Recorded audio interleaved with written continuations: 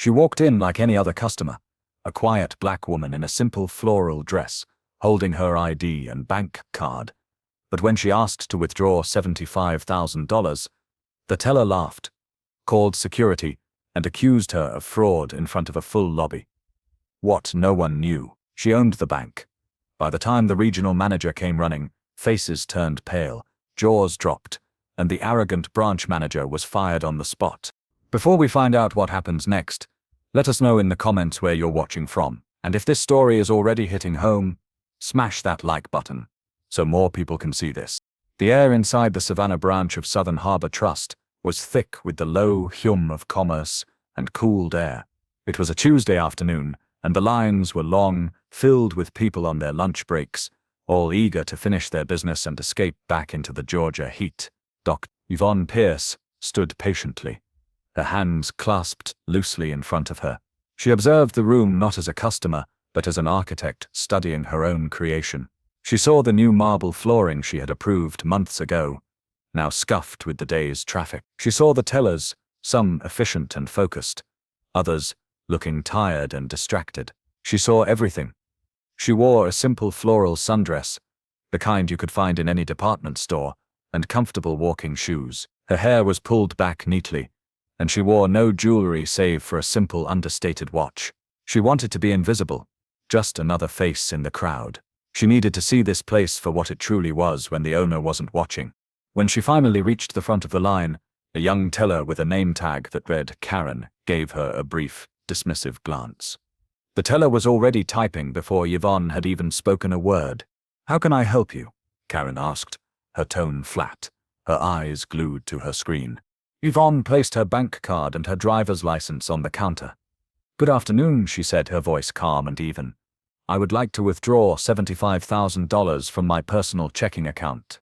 The teller's typing stopped. Her fingers hovered over the keyboard for a moment before she slowly looked up, first at the ID, then at Yvonne. A flicker of disbelief crossed her face, quickly replaced by a smirk of suspicion. "75,000? She repeated, a little louder than necessary. Several people in the line behind Yvonne shifted their weight and leaned in slightly. Their curiosity piqued. "Yes, that's correct," Yvonne said, maintaining her composure. She had expected this. In fact, she had counted on it. The teller, Karen, narrowed her eyes. "And what do you need that much cash for?" The question was unprofessional, a clear breach of customer privacy, but it was delivered with an air of entitlement, as if she had every right to know. Yvonne did not flinch. "I'm purchasing a property," she replied simply. It was the truth. She was closing on a small building for a new community outreach program she was funding. The teller let out a short, disbelieving laugh. It was a small sound, but in the quiet bank it echoed like a gunshot. "A property," she mumbled to herself, then raised her voice to speak to Yvonne again. "Ma'am, for a transaction of this size, I'm going to need to get my manager." She didn't wait for a response. She pressed a button under her counter and stood up, walking toward a glass-walled office at the back of the lobby. Yvonne remained perfectly still. She could feel the eyes of everyone in the lobby on her. She saw the judgment, the whispers exchanged between the man and woman behind her. They saw a quiet black woman in a simple dress, asking for an unbelievable amount of money. Their minds filled in the rest of the story, a story of delusion or deceit. Yvonne let them watch. She let them whisper.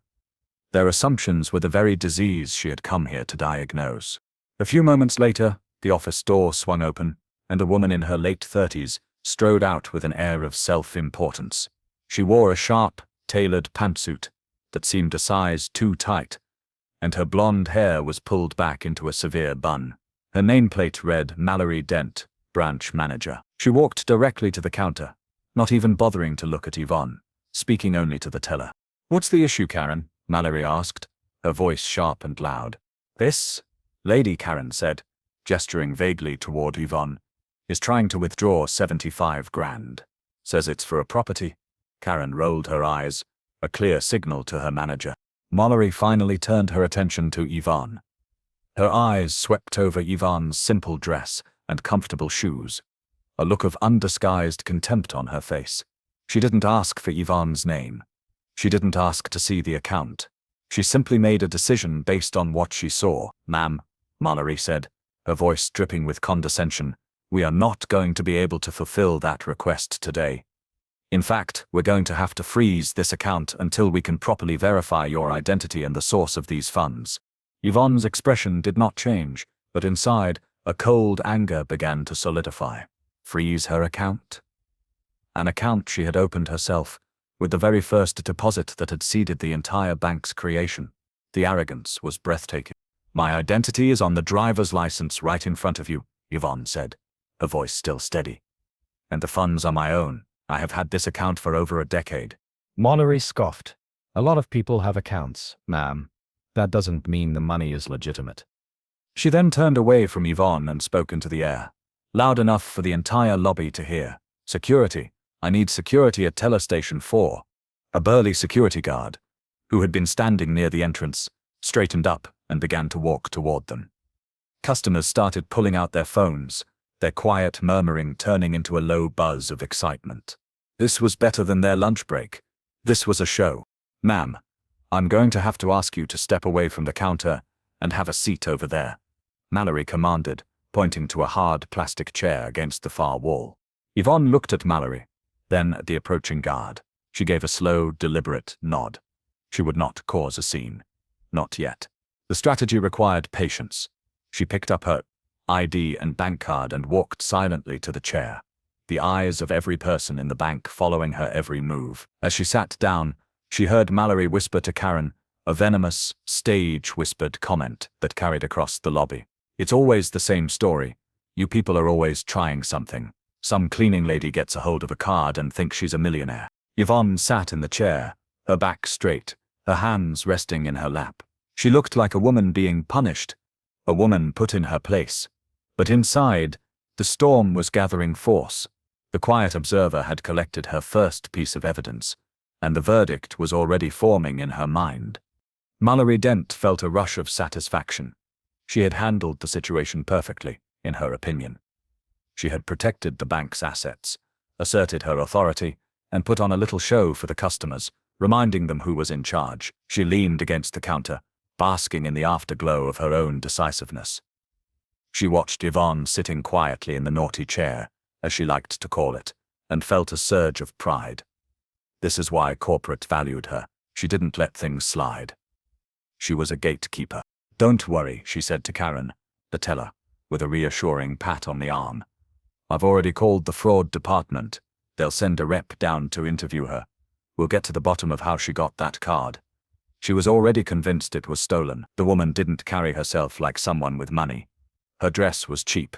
Her shoes were practical. Wealth had a look, a feel, an air of entitlement that Mallory understood because she tried so hard to project it herself.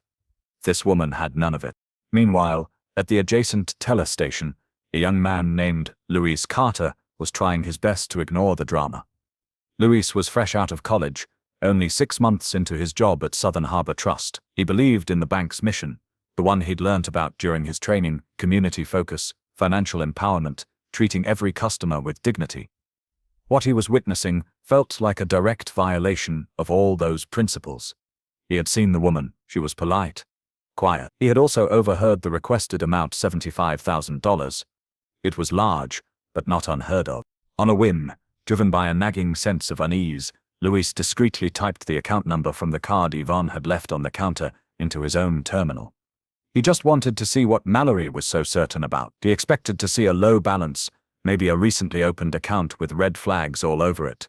The screen loaded. Luis stared. He blinked, then blinked again, leaning closer to the monitor, as if the pixels might rearrange themselves into something that made more sense. The account was not new. It was 15 years old. It was not flagged. And the balance, Luis felt his breath catch in his throat. The available balance wasn't $75,000. It was $22,453,612.41. A cold sweat broke out on his forehead. This wasn't a glitch. The system was stable, the numbers clear as day.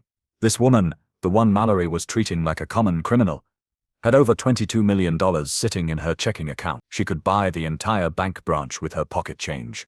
He looked over at Mallory, who was now laughing with another senior teller. He had to say something. This was a mistake. A terrible, catastrophic mistake. He quickly walked over to her, his heart pounding in his chest. "Mallory?" he said, his voice barely a whisper. "What is it, Louis?" she snapped, annoyed at the interruption. I looked up the account," he stammered, trying to keep his voice down. "The one for that lady." Mallory rolled her eyes. "And? Let me guess, a balance of $50 and a prayer?" "No," Louis said, swallowing hard. "The balance it's over $22 million. Mallory stared at him for a full second, her smile vanishing. Then she laughed, a harsh, grating sound. "Oh, Louis, you're so green. It's obviously a system glitch. A typo. Don't get soft. You'll never move up in this business if you don't learn to spot a scammer when she's staring you in the face. She's not even dressed right for that kind of money." She turned her back on him, dismissing him completely. Louis stood there, feeling foolish but also deeply unsettled. It didn't feel like a glitch. The account history, the name, everything matched the ID. He walked back to his station, his mind racing. In the background, he could hear Mallory making another cruel joke to her colleague. Maybe she mopped the floors upstairs in the corporate offices and found a lost card. Another ripple of muffled laughter from the staff. The customers in the lobby were getting restless, their initial excitement turning to impatience and discomfort. They shot furtive glances at Yvonne, who sat as still as a statue, her face a mask of serene calm. She watched Mallory hold court.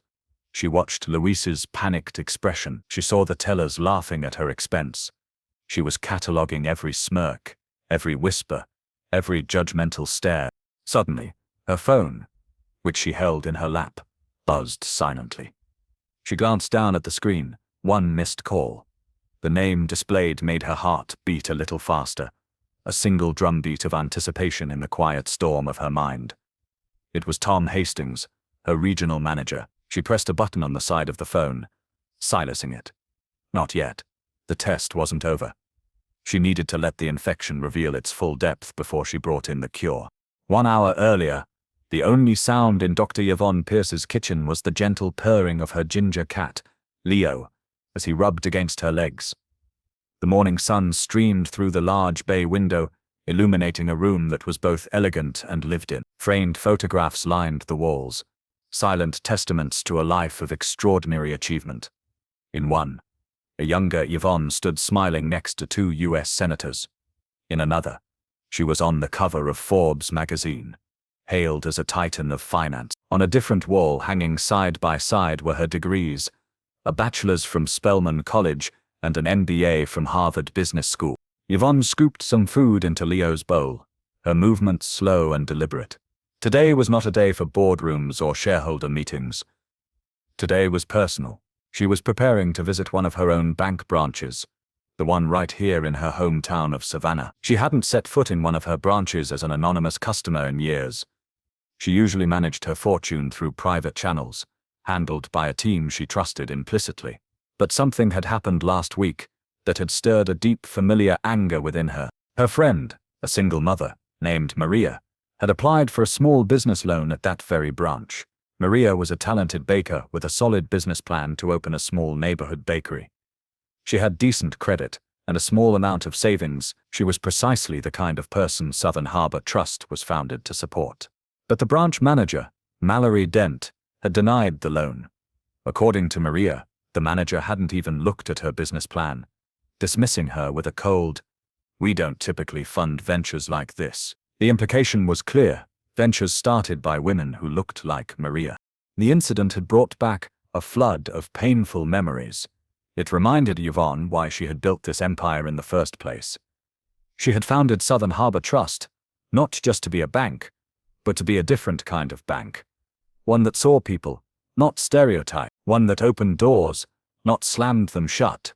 The report on Mallory Dent had landed on her desk the next day. The file was filled with glowing performance reviews about her branch's profitability and efficiency. But it also contained a troubling number of customer complaints, almost all from minority applicants. The complaints were always dismissed as misunderstandings. Yvonne knew better. It was a pattern. Her phone rang, pulling her from her thoughts. It was Tom Hastings, her regional manager, and one of her oldest, most loyal employees. Tom had been with her since the beginning, a young, ambitious analyst who believed in her vision when no one else did. "Good morning, Dr. Pierce," he said, his voice warm but laced with concern. "Are you sure about this? You sure you don't want me to send someone with you? Or at least call the branch manager and let her know you're stopping by?" Yvonne looked out the window at the sprawling oak trees, draped in Spanish moss. "No, Tom," she said softly. "That would defeat the entire purpose. I don't want to meet the manager who knows the owner is coming. I want to meet the manager who is dealing with a regular customer. I need to see how they treat women who look like me when they think we're nobody." There was a pause on the other end of the line. Tom knew her history. He knew this wasn't just about business for her. "I understand," he said finally. "But I don't like it. That branch, Mallory Dent, has a reputation." "I know she does," Yvonne said. "That's why I'm going. I need to see it for myself." "Don't worry, Tom. I can handle Mallory Dent." She ended the call, gave Leo one last scratch behind the ears, and picked up her simple purse. She walked past the wall of accolades without a glance. Today she wasn't Dr.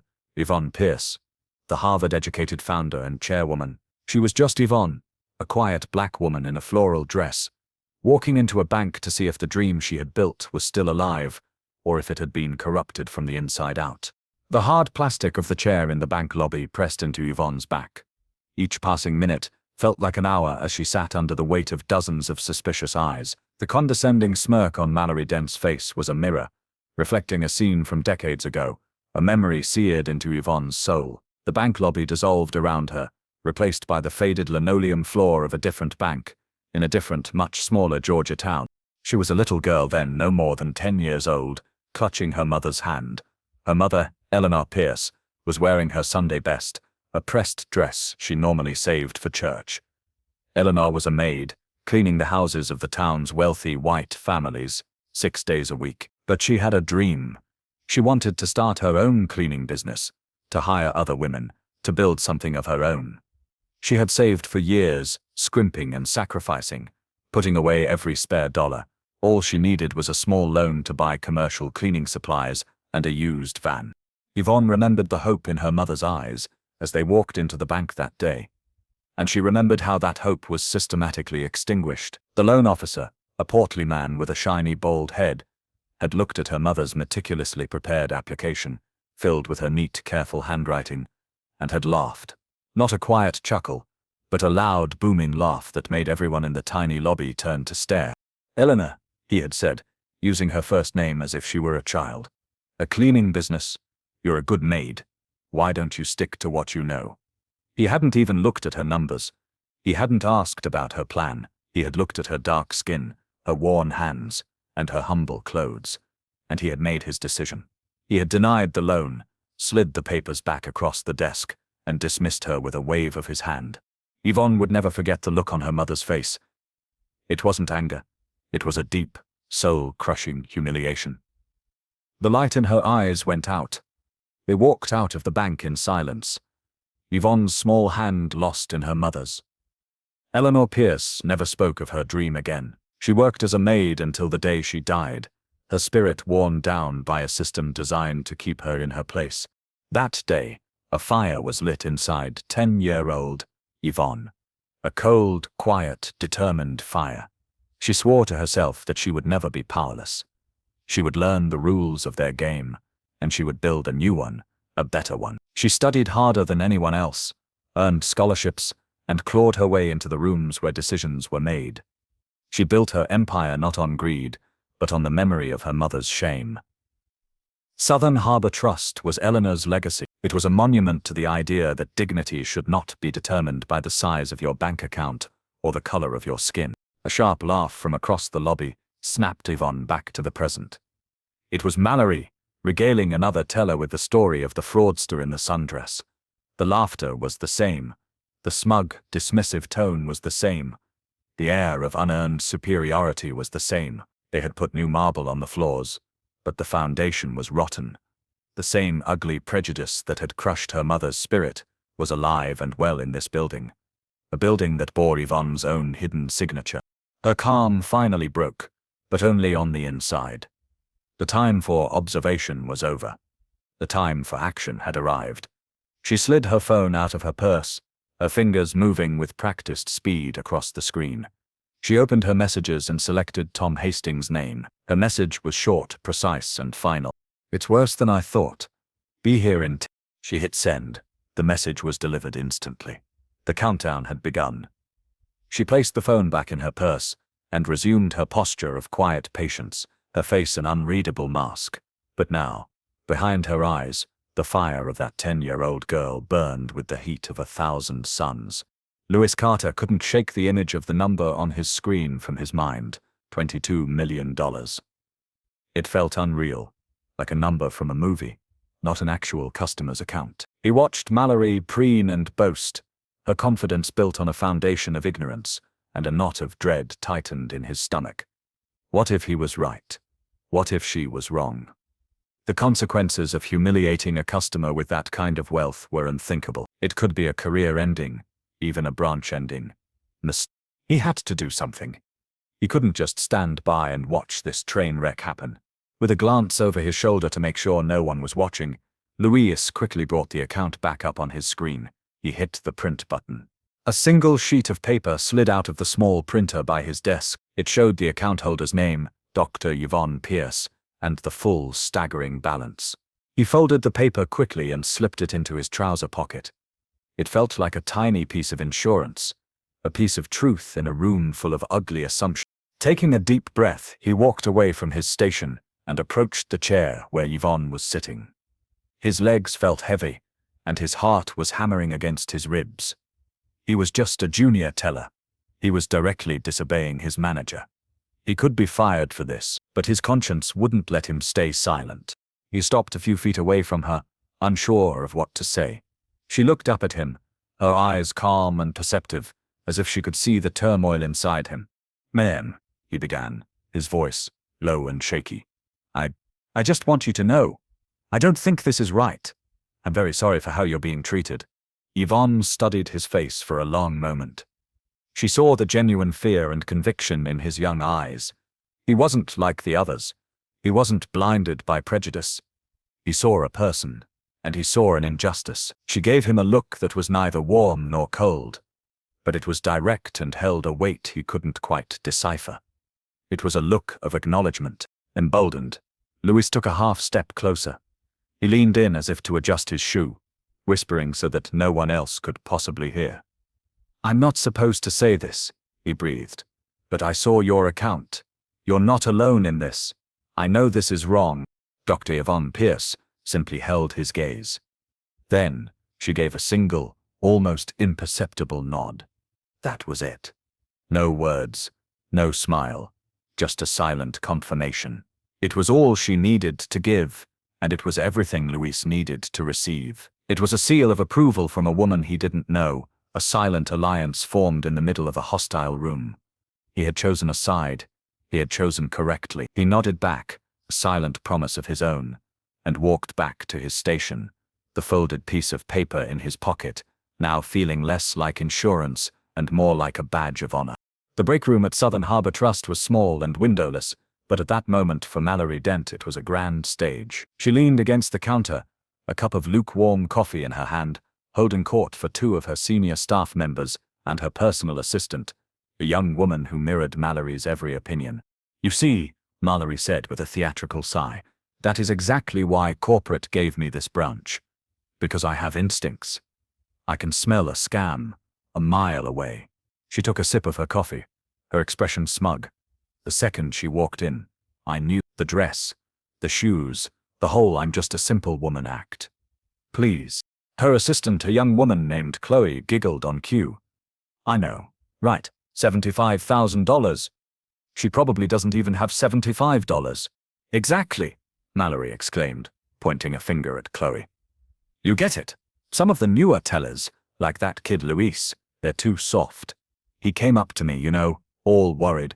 But Mallory, what if she's telling the truth?" Mallory mimicked Luis's concerned tone with a high, whiny voice, and the others laughed. "I told him, you don't get promoted in this business by trusting every sob story that walks through the door.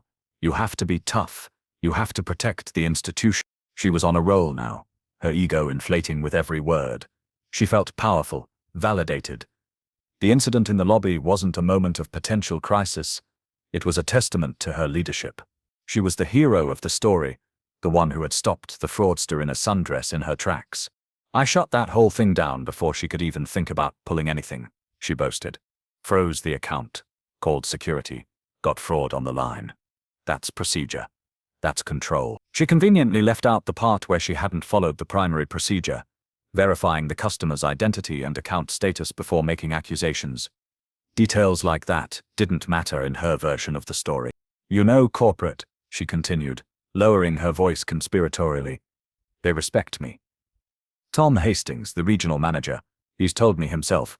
Mallory, he said, we need more managers like you, who aren't afraid to make the tough calls. They know I don't play. The arrogance hung thick in the air, a poisonous cloud of self-congratulation. Mallory truly believed what she was saying. She believed her prejudice was instinct. She believed her cruelty was toughness. She believed her blatant disrespect was protecting the institution. This profound lack of self-awareness was her greatest weakness, a fatal flaw she was about to pay for. While she was in the break room, rewriting history to star herself as the hero, the real power was sitting silently in a chair, just a few yards away, about to bring the entire curtain down on her sad little play. The tension was building, a rubber band being stretched to its breaking point. The audience, both in the bank and the one watching this story unfold, knew her downfall was coming, and every boastful word she uttered only made its arrival more anticipated and more just. Yvonne felt the vibration in her purse before she heard it. She excused herself from the hard plastic chair, walking past the security guard, who watched her with bored suspicion. She needed a moment of privacy for this. Pushing open the heavy glass doors, she stepped out into the humid savanna air. The sudden warmth was a stark contrast to the sterile, chilled atmosphere of the bank. The sounds of traffic and city life momentarily drowned out the quiet hostility she had left behind. She found a quiet spot near a large potted fern and took out her phone. The screen showed an incoming call from Tom Hastings. She answered on the first ring. Yvonne, are you all right? I got your text. Tom's voice was tight with urgency. What's happening? Do I need to call the police? No, Tom, nothing like that, Yvonne said, her voice a low, steady anchor in the sea of his concern. The police aren't necessary, but our people are. There was a brief pause, and in that silence, a decade of trust and understanding passed between them. He knew that tone in her voice. It was the tone she used when a decision had been made, when the time for observation was over and the time for execution had begun. It's time, she said, the two words landing with the finality of a judge's gavel. Tom didn't need any more explanation. He shifted immediately from concern to action. The boardroom, he asked. The one on the top floor. Yes, Yvonne confirmed. The glass one. I want everyone to have a clear view. And Tom, she added, her voice dropping to an even colder, more clinical tone, call human resources. Tell them I need a senior representative to meet us there. Mallory Dent will need an escort out of the building. Consider it done, Tom said without hesitation. I'm 5 minutes away. The boardroom will be prepped. HR is on speed dial. Thank you, Tom, she said. I'll see you shortly. She ended the call and stood for a moment, letting the warm air wash over her. She took one deep, cleansing breath, steeling herself for what was to come. This was the part she hated. The confrontation. The dismantling of a career. But it was necessary. It was like surgery. To save the body, the cancer had to be cut out. She turned and walked back toward the bank's entrance. As she pushed the door open, the cool air hit her again. The security guard tensed as she re-entered, as if he expected her to make a run for it. The customers stared. The tellers whispered. Nothing had changed. Mallory was still nowhere to be seen, likely still celebrating her imagined victory in the break room. Yvonne walked calmly back to her designated chair and sat down, resuming her pose of silent waiting. She crossed her ankles, smoothed her dress, and waited. To anyone watching, she was still the humiliated suspect. No one could possibly suspect that she had just summoned the executioner. The Queen had returned to the board, disguised as a pawn, and checkmate was only moments away. The main doors of the bank swooshed open with a burst of humid outdoor air, and a man in a crisp, dark suit strode in. He was moving fast, his face a mask of grim determination. He wasn't walking, he was marching. Tom Hastings had arrived. His presence immediately changed the energy in the room. He radiated an aura of authority that was worlds apart from Mallory's petty tyranny. The idle chatter among the tellers stopped. The security guard who had been slouched against a wall suddenly stood up straight, his posture unconsciously mirroring Tom's own military-like bearing. Louis Carter, from his station, saw him first. His jaw literally dropped. He recognized the man instantly from the corporate training videos and the Meet Your Leadership posters in the break room. This wasn't just some guy. This was Tom Hastings, the regional manager, the big boss, the man whose name Mallory had been so casually dropping just moments before. Louis's heart began to pound a frantic rhythm against his ribs. He shot a look over at the woman in the chair, Dr. Pierce. She remained perfectly calm, her expression unchanged, but now Louis understood her silent phone call, her quiet message. It wasn't a call for help. It was a summon. At that moment, Mallory emerged from the break room, a self-satisfied smile still plastered on her face. The smile faltered when she saw Tom Hastings standing in the middle of her lobby. Confusion clouded her features. "Tom," she said, her voice uncertain. "What are you doing here? Is everything all right?" She started to walk toward him, her stride losing some of its usual confidence. Tom didn't smile. He didn't offer a pleasantry. His eyes were like chips of ice. "Mallory," he said, his voice low and commanding, cutting through the quiet of the bank. "We need to see you upstairs. Now." Mallory was completely bewildered. Upstairs? Why? What's this about? She glanced around the lobby, looking for a clue. She saw her staff staring, wide-eyed. She saw the customers watching with renewed interest. Then her eyes landed on Yvonne, still sitting demurely in the chair. A flicker of triumph returned to Mallory's face. "Oh," she said, a smug smirk forming. "Is this about our little fraud situation? Don't worry, Tom. I have it completely under control. We're just waiting for the rep." "This is not a request, Mallory," Tom interrupted, his voice sharp enough to cut glass. "The board would like a word with you. In the upstairs conference room. Immediately." The word board seemed to finally penetrate Mallory's thick wall of arrogance. The board? Why would the board of directors care about a simple fraud case? A sliver of unease began to creep into her mind, but she pushed it away. This had to be a commendation. Tom's serious demeanor was just for show. They were probably going to praise her for her quick thinking, for her dedication to protecting the bank's assets. That had to be it. "Of course," she said, straightening her jacket and forcing her smirk to return. "Lead the way." As Mallory turned to follow Tom toward the elevators, Louis, watching from his station, noticed something profound. Every single employee in that lobby, from the tellers to the security guard, looked nervous. They were shifting their feet, avoiding eye contact, their faces pale with a shared, unspoken anxiety. They all sensed that something big and terrible was happening. All of them, that is, except one. Dr. Yvonne Pierce, the woman at the center of it all, remained as serene as a calm lake. She watched them go, her gaze steady and unblinking. And in that moment, Louis didn't just suspect the truth anymore. He knew it. The woman in the floral dress wasn't the one on trial. The entire bank was. The elevator ride to the top floor was silent and suffocating.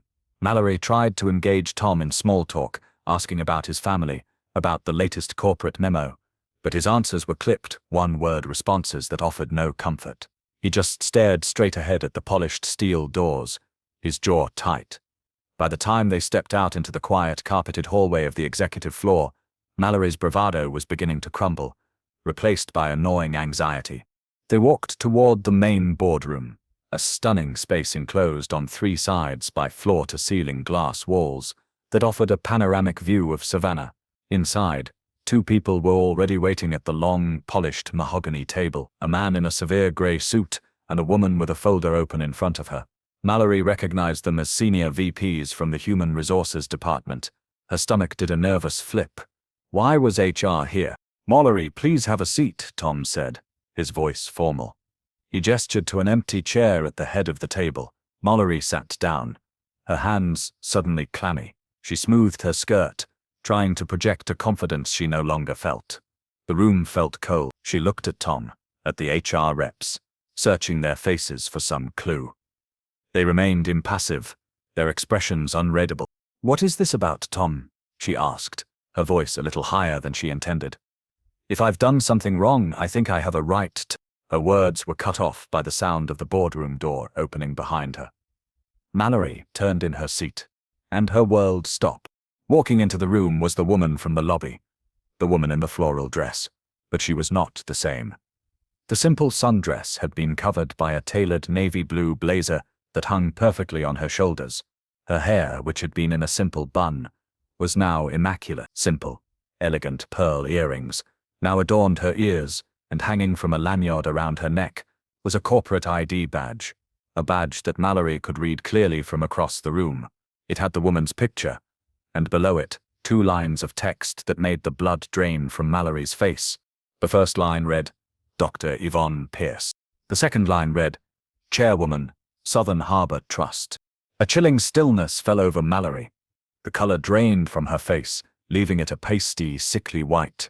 Her mouth opened slightly, but no sound came out. The pen she had been nervously fiddling with slipped from her numb fingers and clattered onto the polished table, the sound echoing in the dead silence of the room. It was her, the quiet woman she had mocked, humiliated and accused of being a common thief, was the founder and owner of the entire banking chain. Tom Hastings let the silence hang in the air for a full 10 seconds, allowing the reality of the situation to crash down upon Mallory with its full devastating weight. Then he turned to the 2 stunned HR representatives. "For the record," Tom announced, his voice ringing with authority, "allow me to formally introduce you. This is Dr. Yvonne Pierce. She is the founder, the majority shareholder, and the chairwoman of the board for Southern Harbor Trust. She owns this bank." A collective gasp came from the HR reps. Their professional composure shattered, replaced by expressions of pure shock. They stared at Yvonne, then at Mallory, then back at Yvonne, the pieces of the puzzle clicking into place in their minds. Mallory finally found her voice, but it was a weak, stuttering whisper. I didn't know," she stammered, looking at Yvonne with eyes wide with terror. "I swear, I didn't know." Yvonne, who had been standing silently by the door, took a slow step forward. She fixed her gaze on Mallory, and for the first time she let the cold, righteous fury she had been holding back show in her eyes. Her voice, when she finally spoke, was not loud. It was quiet, calm, and absolutely lethal. "You didn't know who I was," Yvonne stated, her words precise and cutting. "But you didn't care to know. You looked at me, and you saw a stereotype. You saw what you wanted to see. That is not ignorance, Ms. Dent. That is a choice, and it is a choice that is far, far worse." Mallory tried to speak again, to apologize, to explain, but her throat was tight with panic. The words wouldn't come. She was no longer the powerful branch manager. She was a small, terrified employee, sitting before the queen whose castle she had so arrogantly defiled, and she knew, with a certainty that chilled her to the bone, that she was about to be evicted. The air in the boardroom was thick with a terrible silent judgment. Mallory sat frozen, her mind struggling to process the cataclysmic reality of her situation. She opened her mouth to try and formulate an excuse, a plea for forgiveness, but before she could utter a sound, Yvonne held up a single hand, demanding silence, and she got it. "There is nothing you can say, Miss Dent, that will change what you did," Yvonne said, her voice devoid of all emotion. It was this chilling calm that was more terrifying than any shouting could ever be.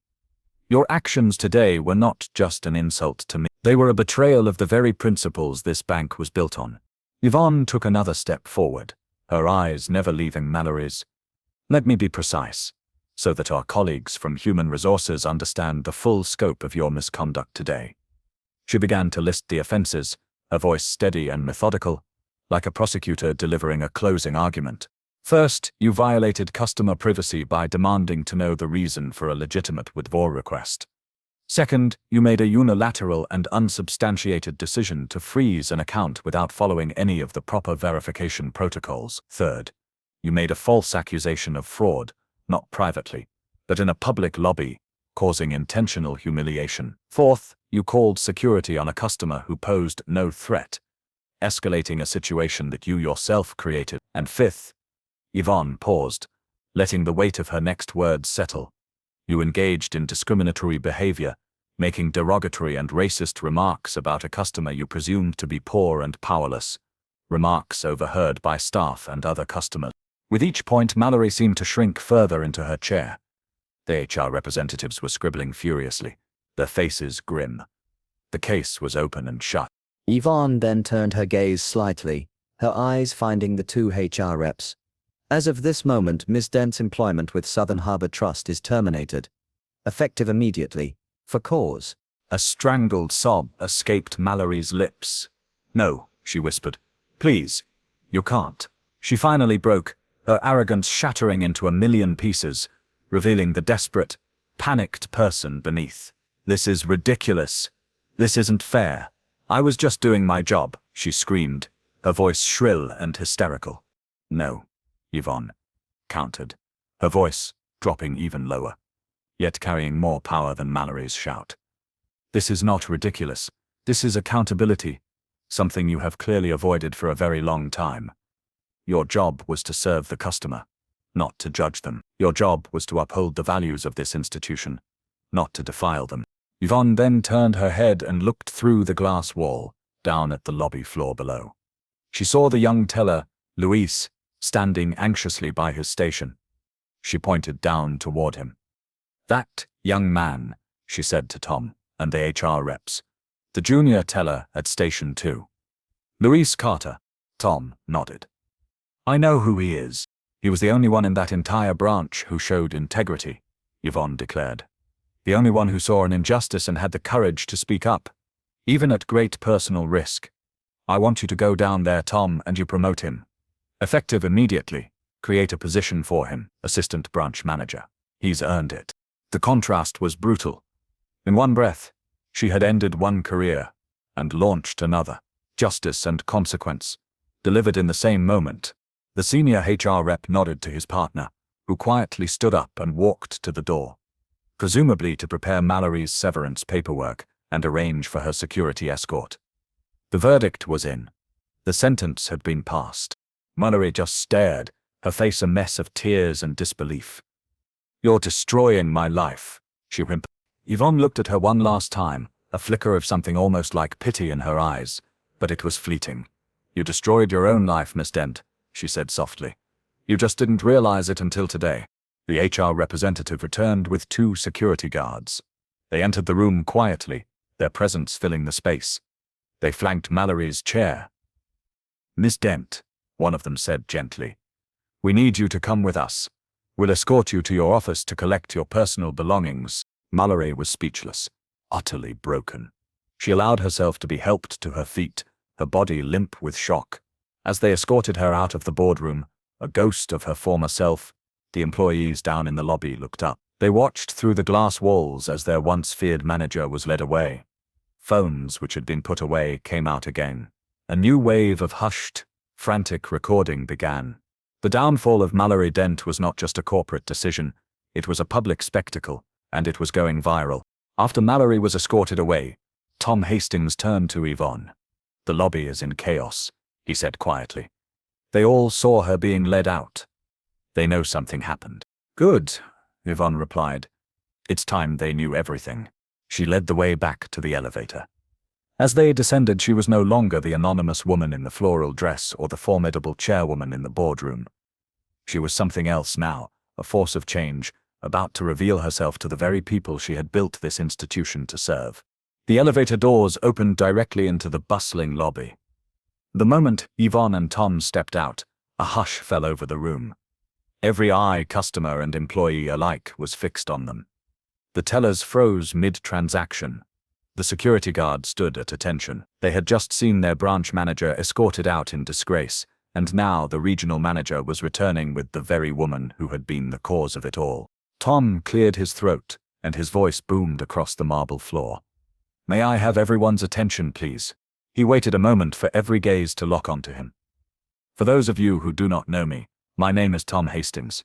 I am the regional manager for Southern Harbor Trust, but I am not the person you need to hear from today.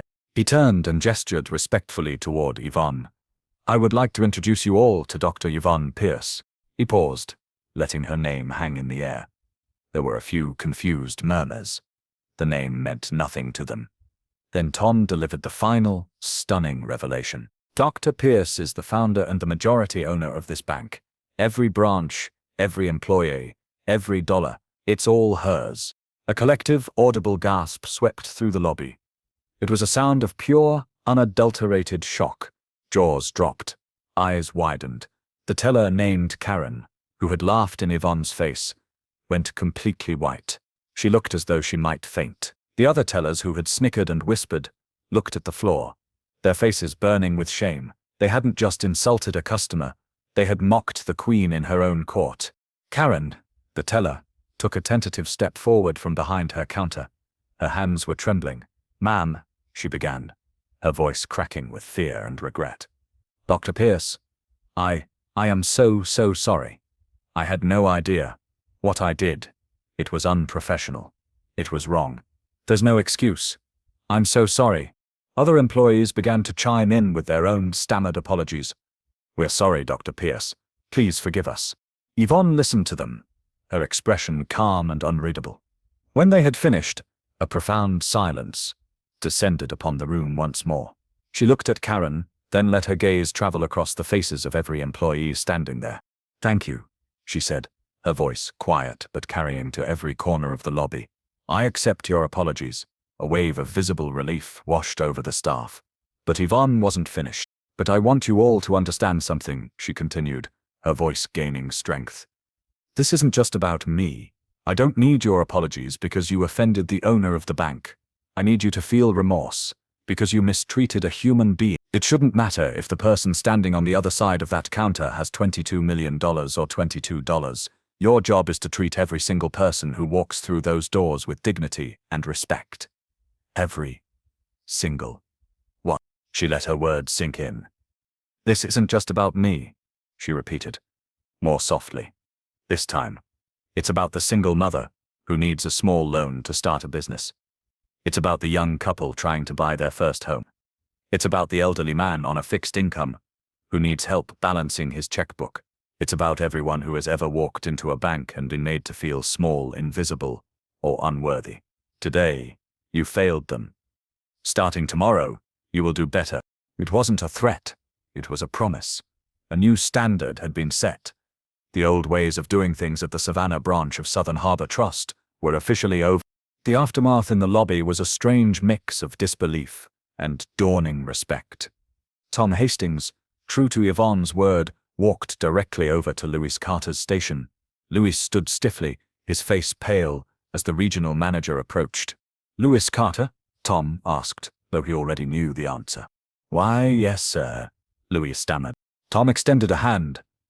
"On behalf of Dr. Pierce and the entire leadership team, I want to thank you for your integrity today. It did not go unnoticed." He then lowered his voice slightly. "Dr. Pierce has created a new position, effective immediately. Assistant branch manager. The job is yours if you want it." Louis's eyes widened in disbelief. He looked from Tom to Dr. Pierce, who was now speaking quietly with some of the other customers. He could only nod, unable to form words. He shook Tom's hand, his mind reeling. Just an hour ago, he was a terrified junior teller. Now he was management. Meanwhile, the scene was already exploding online. A customer who had been filming the entire ordeal, from Mallory's initial confrontation to her tearful exit and Yvonne's powerful speech, had uploaded the video. It was raw, shaky, and utterly compelling. The title was simple: "Bank Manager Fired on the Spot After Humiliating the Bank's Secret Owner." Comments poured in by the second. "This is the best thing I've seen all year. Accountability looks so good. That manager got exactly what she deserved.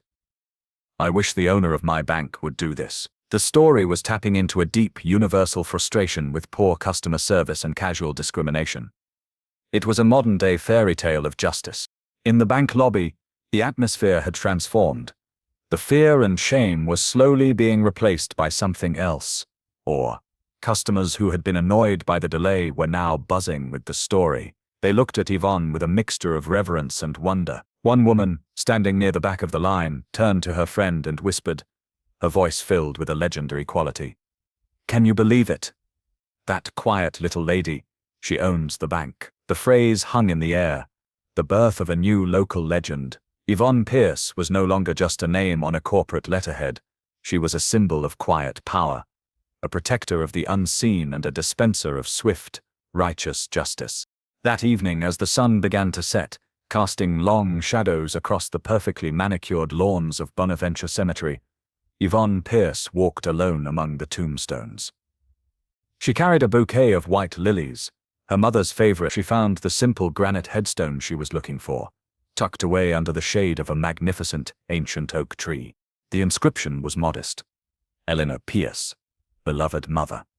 A woman of grace and strength. Yvonne knelt down and gently cleared away a few stray leaves that had fallen on the grave. She placed the fresh lilies in the small vase attached to the stone. For a long time she just knelt there in silence, the quiet of the cemetery a welcome balm after the turbulence of the day. "Hi, Mama," she whispered, her voice soft in the evening air. It was a long day. She reached out and traced the letters of her mother's name with her fingertips. "You know, something happened today. It reminded me of that day. The day we went to that bank. I can still see the man's face. The way he laughed at you. The way you looked when we walked out of there." A single tear traced a path down her cheek, but she didn't wipe it away. "I remember thinking that day that we were invisible to people like him. That our dreams didn't matter. Because we didn't look the part. Because we didn't have the power." She took a deep, steadying breath. "I spent my whole life trying to get that power, Mama. Not for me, but for you. For all the women like you." She looked up at the sky, where the first stars were beginning to appear. A sense of peace settled over her. The anger from the day had faded, replaced by a deep, quiet sense of purpose, fulfilled. She had not only built an empire, she had protected its soul. She had honored her mother's legacy. "They aren't laughing anymore, Mama," she whispered to the wind. "We're not invisible anymore. Never underestimate the quiet ones. They might just own the place." If this story about dignity and justice moved you, don't forget to subscribe for more inspiring stories like this one. What would you have done in this situation? Let us know below.